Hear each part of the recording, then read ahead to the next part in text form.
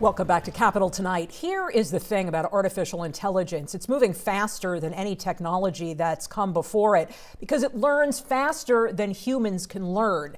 Now, if you find that idea scary, you should. It means that regulating AI needs to happen right this minute. We cannot wait. Luckily, there are several bills in the legislature that could do that if they get passed. Joining us with more is New York City Democrat Assemblyman Alex Boris. It's great to see you. Thank you for coming in. Thanks for having me. So first of all, there's good when it comes to AI, there's bad when it comes to AI, and then there's the devastating. Maybe you can just give us a primer. The good is helping to cure diseases. It's helping to routinize things that currently take up time in life that could be done by a machine. The bad is concerns about bias and discrimination. And the catastrophic, the ugly, is helping with bioweapons, helping with nuclear weapons, things that the companies themselves are saying are real risks of their technology. All right, that's scary as all hell. Now, in order to ensure that AI doesn't produce a threat, biological or otherwise, you and Senator Guardrails have a bill. It's to create sort of guardrails around AI. It's called the Responsible AI Safety and Education Act, or the RAISE Act. What's it do? It requires four things, and it only applies to the largest developers, those that have spent $100 million or more in compute for training AI. These are behemoths of the industry, maybe 9 companies total. All right. And it requires them to have a safety plan, to have that safety plan checked by a third party, not the government. They get to choose the third party. They have to disclose critical safety incidents, and they can't fire employees or consultants that raise up catastrophic risks. All right, this sounds like a pretty reasonable. I need to know what you mean by catastrophic risk. And if AI does create this risk or commits some kind of crime, who is held responsible?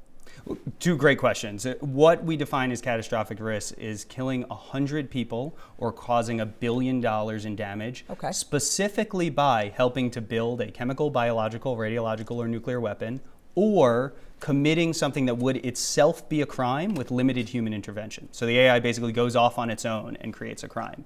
Now, right now, or if the bill is passed, that'll be a question for the courts to sort out. That after liability is not something that this bill touches. This bill is focused on making sure you have a safety plan ahead of time so that you don't kill 100 people or cause $1 billion in damage. So all of this sounds pretty reasonable. However, not everybody is supportive of this legislation. Today's Empire report published a letter from a group of AI investors that I know that you read. And the letter went to legislative leaders Andrea Stewart-Cousins and Carl Hastie. The letter criticized your RAISE Act, saying it would increase costs and stifle competition. How do you respond to that? VC is a really important industry for innovation in New York. I worked in startups before. VC meaning venture capital. Thank you. Okay. Yes, so most of the signatories are identified as venture capitalists, and I worked in startups. I know many of these people. Their entire focus is going an inch deep really quickly on pattern recognition and only having to be right 1 out of 10 times.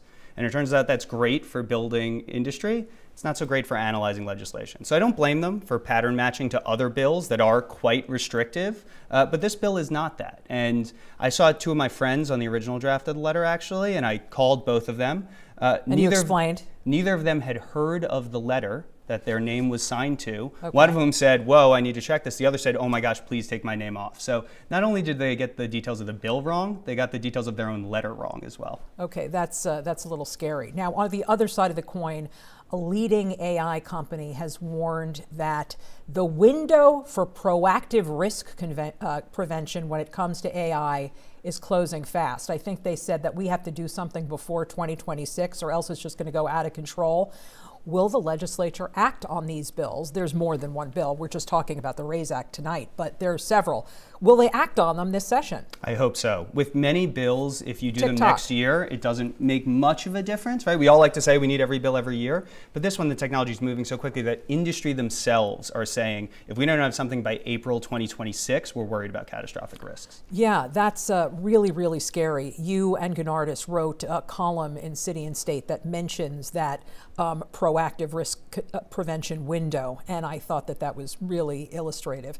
Who or what is standing in the way of passage? So none of the companies have signed their own name to opposition. And I think that's telling, because if Meta were out there or some of these companies were out there, people would say, oh, we understand that they just don't want any regulation. It's a tale as old as time. Yeah. But it is the largest tech companies where this would apply to them that are hiding behind trade associations and trying to rile other people up. But it really would only apply to 9 companies. All right. In terms of, I looked at where the bill is, and it's just it's still in committee in both the Assembly and the Senate, and the legislative session is not that long. We have a week and a half. When is this going to get some movement? We're hoping to see movement this week. Yes, it's passed one committee in the Assembly, and the Senate has spent a lot of time on it as well. We're still at the point where the majority of bills that are going to pass are in some committee, whether that's rules or working rules or something like that. Like any good student, the legislature likes to wait till the last minute. Okay, all right. Meanwhile, there is a much more dangerous provision on the federal level that I want to ask you about.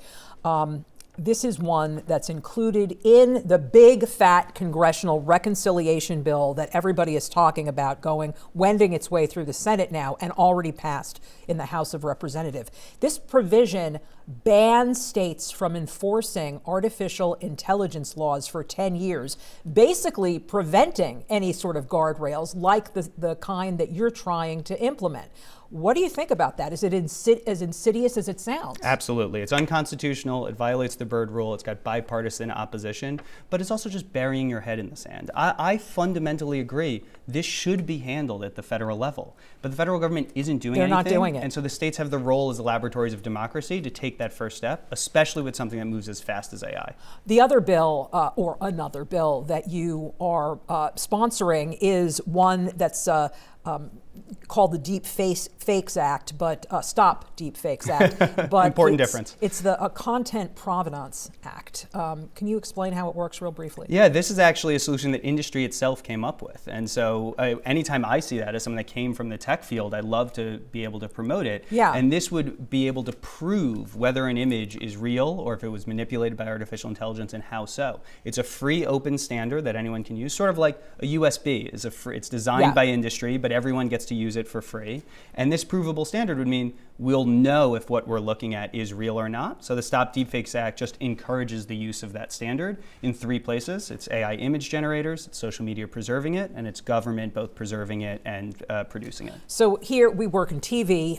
Will our video cameras basically be embedded with this sort of metadata tool? My guess is your cameras already actually have it built in, but if not, they soon will. And this bill won't require it of TV, right? It's AI image generator, social media upload. I want everyone to be using a common standard so that we have a baseline we know what to trust. Beautiful. We've been speaking with Alex Boris, an assemblyman from Manhattan. Such an important topic. Thank you. Thank you. Thanks for watching our YouTube channel. Let Spectrum News be your resource for balanced, in-depth political coverage. And click the subscribe button here. You can also download our app and watch us on TV to learn more about the candidates, where they stand on the issues, and more. We'll see you then.